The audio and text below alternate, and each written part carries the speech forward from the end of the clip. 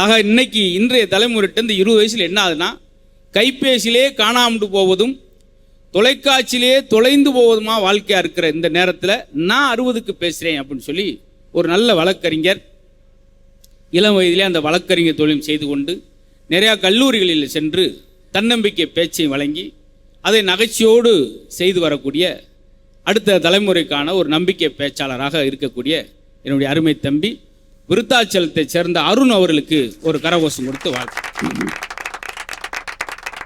அதே போல் நல்ல ஒரு பாட்டுக்கு சொந்தக்க ஒரு பேச்சில் சார் 4 பேர்னா 4 விதங்கள் இருக்கணும். ஒரு பாடி பாடி ஒரு விஷயத்தை புரிய வைக்கிறது, சில கவிதைகள் மூலம், சிலர் கதைகள் மூலம், இந்த 4 பேருக்குமே அந்த அடையாளம் இருக்குன்னு நினைக்கிறேன். அந்த வகையில் அடுத்து வரப்போகிறவங்க அதே அன்னைக்கு நல்ல பாடல்களை, அதுவும் நம்மளிடத்திலிருந்து மறந்து போன பாடல்கள் 60 பேசுறதுக்கு அவங்க சரியாக இருப்பாங்க. ஏன்னா அவங்களுக்கு ஏறக்குறைய நாளை கழித்து 60 வயசு ஆக போகுது.